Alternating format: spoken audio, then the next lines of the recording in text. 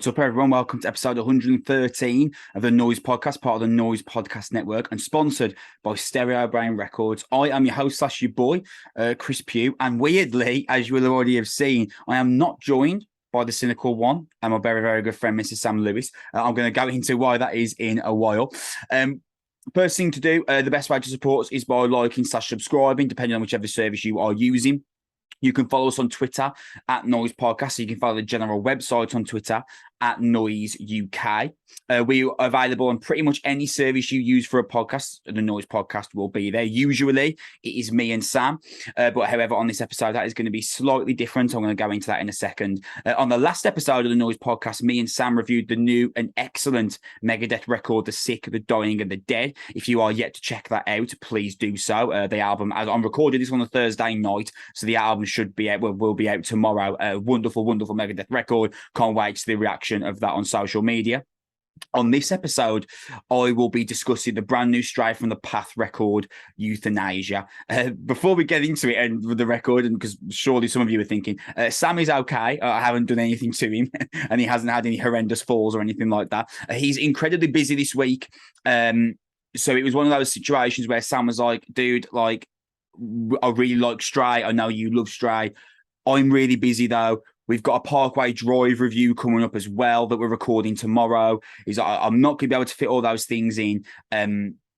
So originally I was thinking, right, okay, we'll just miss the Stray from the Path review then. We will live without it. However, there's a lot I've got to say about this album, and I wanted to make sure that my thoughts still hit the light of day for some of you, and we really appreciate this, listeners that pay attention, and we'll go and listen to a record based off of my and Sam recommendations. So there's a lot I want to say about this record that I wanted to hit the light of day metaphorically, and I'm just going to get going because this album is something, I tell you.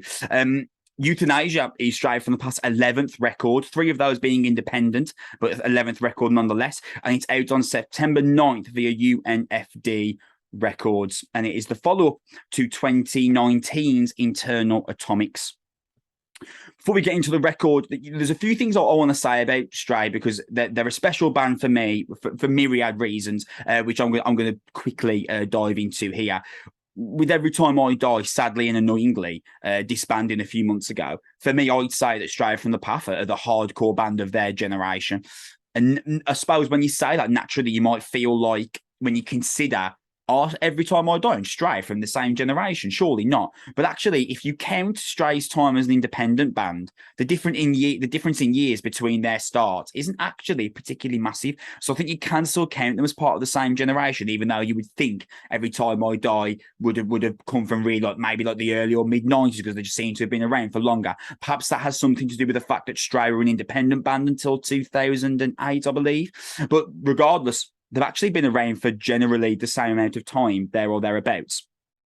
And I think that because Stray, there's something really unwavering about their presentation of their beliefs on their albums, which has captured me from the first day that I kind of found out about them or came across them, which was, I remember this literally like it was yesterday. I first heard False Flag and Badge and a Bullet from Anonymous, that kind of 1-2 opening, and I literally never looked back. I was just hit by this wall of fury and fire, and to this day, the opening pinch harmonics from Tom Williams on Badge and a Bullet still get me. They're still. I could chuck that song on Badge and a Bullet at any time, and it would just immediately put a smile on my face, despite the fact it's got quite a dark lyrical content running through it.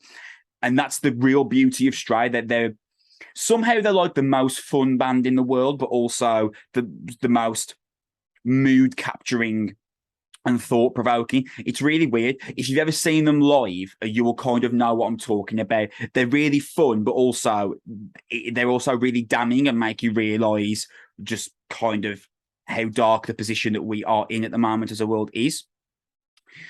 But when you consider, and the reason why I would say Stray are the hardcore band of the generation, now that Every Time I Die have disbanded, when you consider the fact that from Anonymous, Stray then did Subliminal Criminals, which for me has their best song on, First World Problem Child. Only Death Is Real is, for me, their best album as a whole piece of work.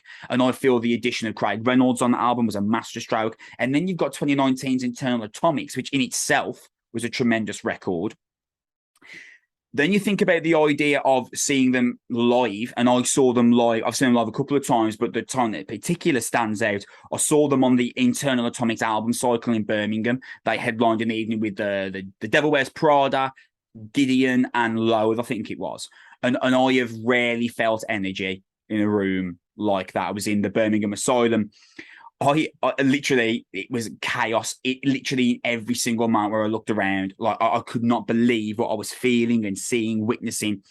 Drew York, the vocalist, has this kind of all-encompassing bravado that you can't help but be drawn to. There's such venom to his lyricisms.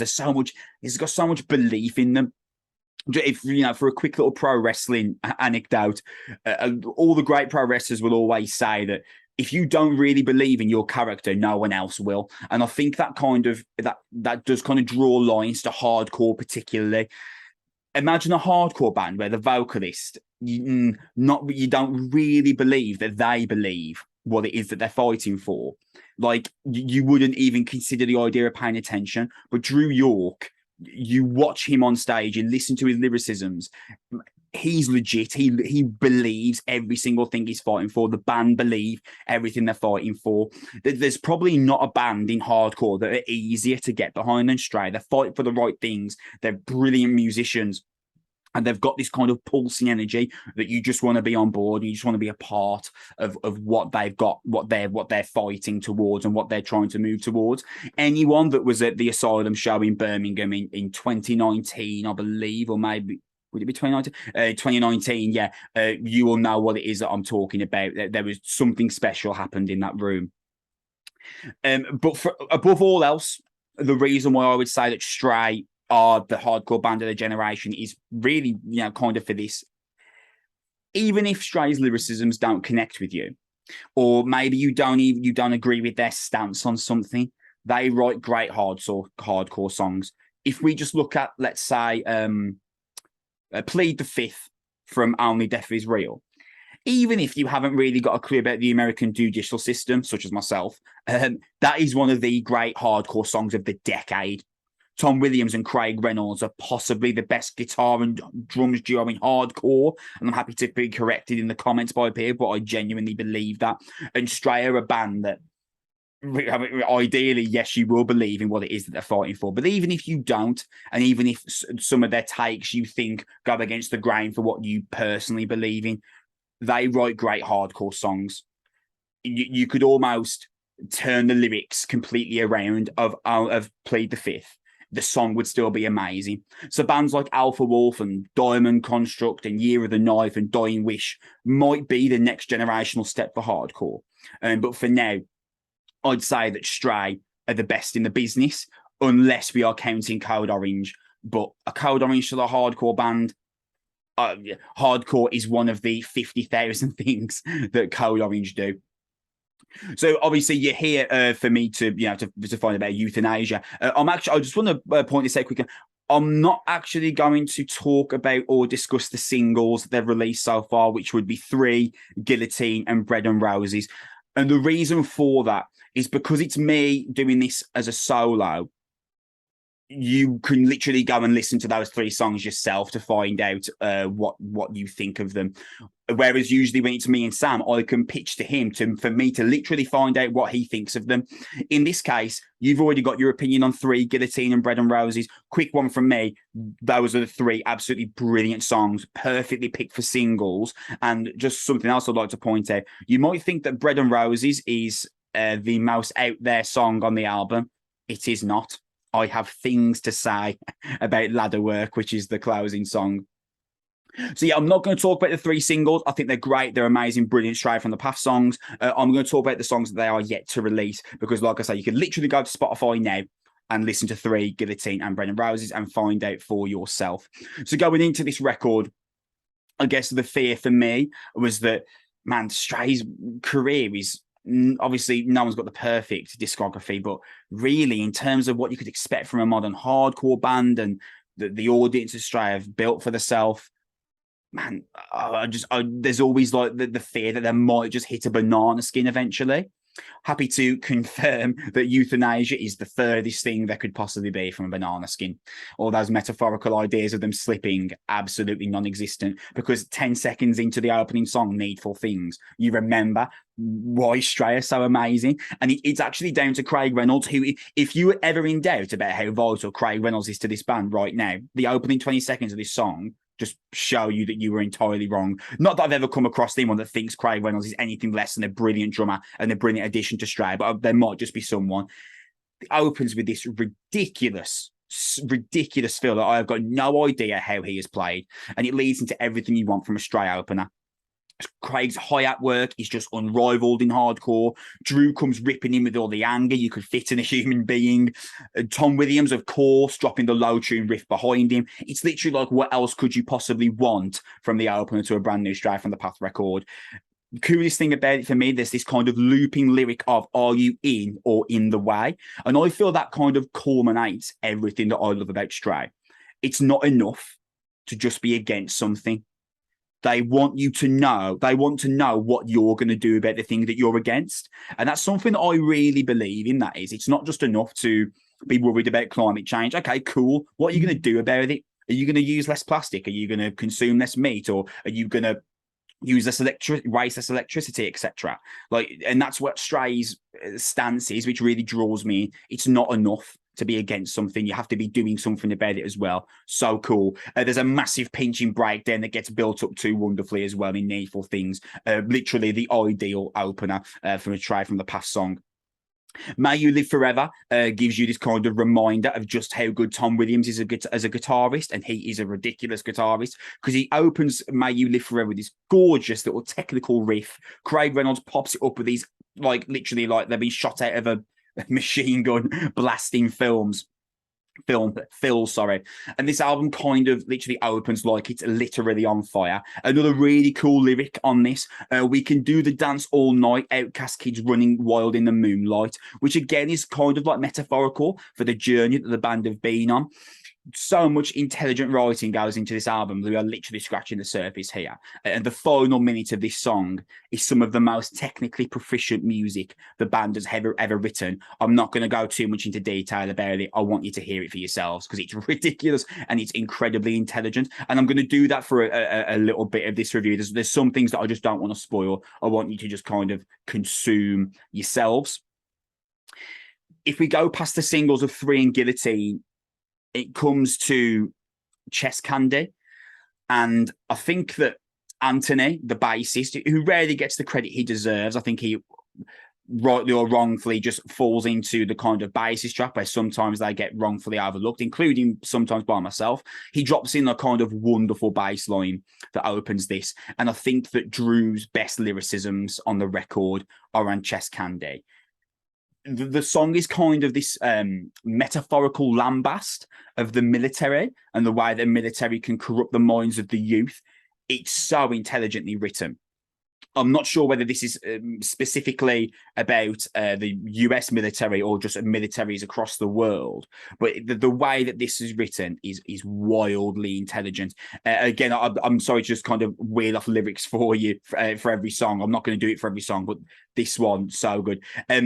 They said, be all that you can be, just sign your name and die for me. Let's see what colours you can bleed from the field to the infirmary.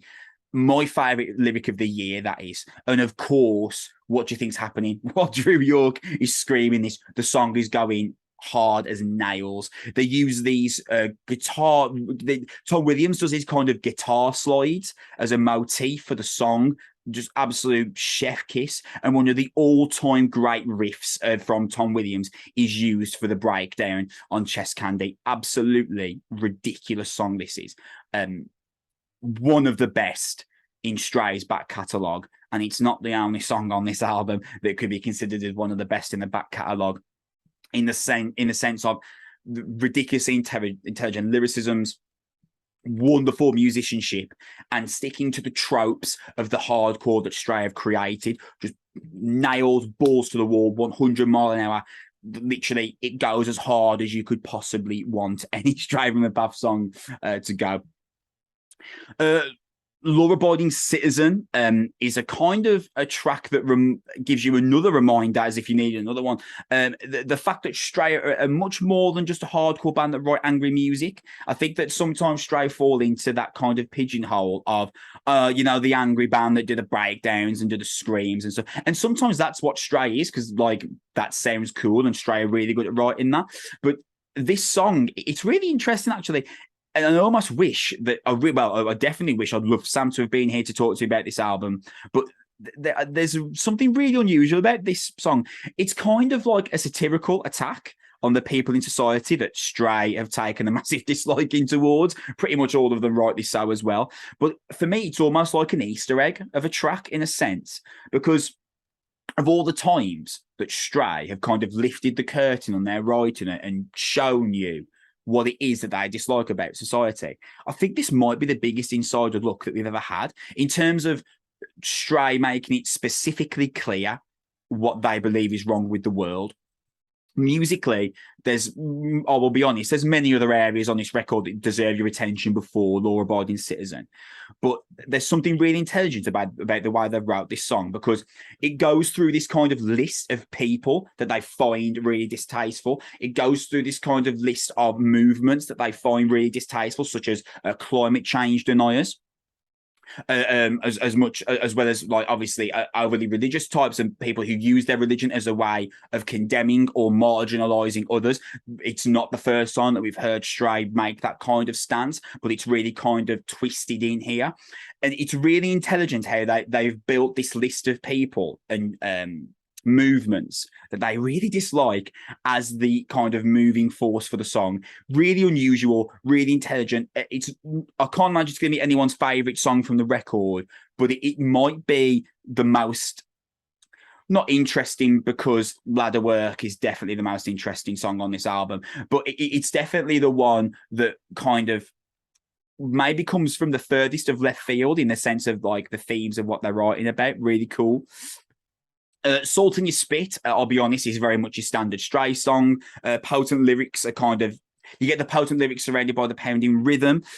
But I'll be honest, I was kind of spending the whole song just waiting for the breakdown, which sounds like a huge critique of the song. But then if I kind of offset it with this, I'll be honest with you, the Salt in Your Spit is 60% of hardcore band's best song ever. It just so happens that for Stray, it's just another decent Stray song that is fine. But again, similar to Law-Abiding Citizen, I can't imagine it being anyone's favourite song from the record. Unlike Neighbourhood Watch. Good Lord, where to start with this?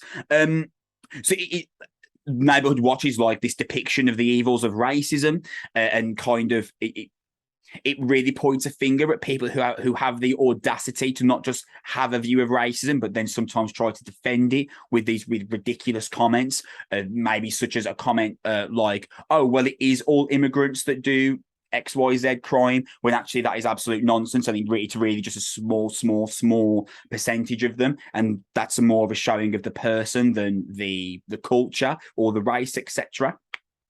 And for the majority of the track, you can feel Drew's angst just building, just slightly, behind these complex chord progressions from Tom. And you know what's gonna happen, but you don't know the way they're gonna do it. It just builds slightly. It's getting angrier and angrier, and it all comes to this ferocious head, terrifying head. This lyric from Drew. They gave all you mother effers a name tag, so now I want to see blood on the white flag. A breakdown comes in after that lyric, and I'm almost nervous for what is going to happen when I see them in October and they play that. I'm seeing them in a really small room in Sheffield, and I am legitimately nervous. Like that is going to be dangerous. That is, but maybe I'll throw myself into the biggest danger I've ever been into my life, because it's the hardest breakdown. Like, honestly, I think there's a chance that people leave Neighbourhood Watch listening to it and thinking that's the hardest Stray song ever written. That is a joke. It's because in terms of songs that go over like a stretch, like Strange Fiction goes harder than Neighbourhood Watch over like a 4-minute stretch. But because Neighbourhood Watch kind of slowly builds with these complex chord progressions from Tom and Craig's fills, and Drew's getting angrier and angrier, and it all builds this massive like condemnation lyric with this huge breakdown behind it. Terrifying, terrifying, but incredibly awesome. And I don't know there's that many other bands that I could use those two like kind of adjectives, terrifying but awesome. There's not many other bands that fit the descriptor as well as Stray there. And I kind of anecdotally mentioned this earlier, but as you close out the record, you're looking at Ladder Work. I believe it's the longest song of Stray's career. However, I'm not familiar with their independent records.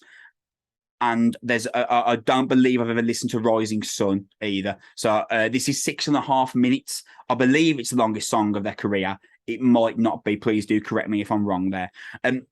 I'm pretty much stunned at Ladder Work. Bread and Roses, I mentioned this earlier, is nothing in comparison to this when it comes to the band stretching their sound. And when I use that phrase, stretching their sound, growing their sound, I can almost feel the groans of Stray from the Path fans. Like, oh my God, no, what have they done? You should fear not, because there's this kind of Avengers style cinematic instrumental that opens the track, and they start kind of punching in the building just slightly. And when I was reading the liner notes of the album, it mentioned that Vane FM's Benno Levine just DJ scratches on the song. And for me, that was, I'll be honest, that was like a legitimate concern, because I don't want Stray to be Alpha Wolf. I don't want them to be Vane. I want them to be Stray, not in the sense of I don't ever want them to take chances, but the kind of hardcore DJ scratches have become quite like kind of permanent in hardcore over the last 3 or 4 years. And I don't feel like Stray need to jump into that. I feel like Stray can always be the classic trope hardcore band that could be a great rock band, but use that to build incredible riffs behind incredible lyricisms. But guess what? They nail this as well. The DJ scratches from Benno take nothing away from the song, and nor are they a focal point, which when I read the liner notes, I thought, oh, it's just going to be like 4 minutes of DJ scratch, 5 minutes of DJ scratches, a breakdown, and Drew kind of splicing in. It's not actually what it is. The DJ scratches are kind of used to sprinkle layers of something fresh, and there's kind of like an elongated instrumental towards like the middle eight, which is brilliantly used when coupled with the backdrop of the song. And Drew's vocals in the closing third are literally like incredible. Possibly he's the best 1 minute of vocals that he's done, arguably, for Stray. It's really, really, he does these kind of elongated screams, which really takes absurd technique. And I think that Ladder Work, it's nothing that people are going to look back on and be like, oh my God, Stray changed hardcore when they wrote Ladder Work. It's nothing that people are going to look back on and be like, oh my God, the bravery of Stray to use DJ scratches. But the reason why I think it's so impactful is it's this 6.5 minute song, which does something that you would never expect Stray to do, or in my opinion, never really want them to do. As it turns out, they're really good at using it. And I would be confident to say that if I was a fortune teller and found out that the Stray from the Path record that comes out in 24 or 25 was 50% using DJ scratches, I'd be comfortable with it. And to achieve that on a 6.5 minute song of the likes, to my knowledge, they've never written before, is an absurd achievement. And as I kind of bring all this together, there is a world where I don't do this on my. I've never done this before. I've never done a review solely of me on screen. It has felt a little bit strange, I will say. If you've stuck around for this long, I really, really appreciate it. Because I'm not the easiest person to listen to, especially with this accent, especially when I ramble as well to the level that I do. But I had to review this record because a lot of us live very fortunate lives when you compare us with others, and life's a really beautiful thing. But this record is an indictment of everything that we're getting wrong with society. And there's a lot that we're getting wrong. And a lot of people, even in the Western world where, you know, theoretically we are much better off than some of us in like third world countries and that kind of thing. But there's a lot of people that are going to hear this album and it's going to really mean something to them, because the thing that Stray think that we're getting wrong is what's genuinely affecting that person. And that's truly a beautiful thing. That's a connection in music that you can't buy. When you consider the fact that Tom Williams didn't really feel like picking up a guitar during the pandemic. Craig broke his back and suffered with the same issue with his drums, not really fancying it. The album was written during a pandemic. The album is a ferocious, potent, clever standpoint on what we're getting wrong as a society. This album really means something. This album matters. And I think that this album is going to matter to a lot of people. And this album really, really matters to me. I don't want to be the guy that sits here and says this is the best Stray from the Path record. I don't like doing that anymore when I'm talking about brand new records, because I do struggle with recency bias, and because I'm so excited about the album, so excited about the themes, the breakdowns, the hard riffs, the ladder fills from Craig. I get so excited that I'm like, this is the best Stray from the Path album. I'm not going to do that. I will give it 2 weeks of listening, listen to Only Death Is Real again, listen to Subliminal Criminals again, listen to Anonymous again, and probably decide from there. What I will say, I think it's the most intelligent Stray from the Path record, and I think it's got the chance to be a lot of people's favourite. They're the angriest they've ever been. Drew's lyricisms are the cleverest they've ever been. Tommy's still just as brilliant. Anthony's still just as brilliant. Craig is worth his weight in gold in this band. He's a ridiculous drummer. I'm learning drums at the minute. What I wouldn't give to be 35% as good at drums as Craig Reynolds is. This is an incredible hardcore record. Stray are the hardcore band of the generation. I cannot wait to see what people think of this record. Whew, thank you so much. If you have stuck around for this long, I've got no idea how long I've spoken for here, by the way. But if you've stuck around, I really appreciate it. It's really cool of you. If you could drop us a subscription on YouTube, if you could drop us a like on the video, a comment, that would be incredibly helpful. Tell a friend. Follow us on Twitter at Noizze Podcast or at Noizze UK if you want to follow the general website handle. This is not the last time you will be seeing me. For the next few days, me and Sam are going to review the new Parkway Drive album. We're recording it tomorrow. Tomorrow is Friday.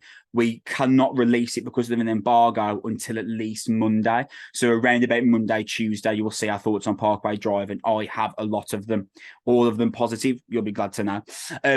Straight from the Path, Euthanasia. It's out on September 9th via UNFD Records. It is absolutely brilliant. I'm in love with it. I've got no doubt you'll be in love with it too. Thank you so much for listening. If you have, that really means a lot to me, because doing this on your own, it does feel kind of weird. But thank you for sticking with me. We're going to be back on either Monday or Tuesday to talk about the new Parkway Drive record, Darker Still. Thank you for listening again. I love you. Bye.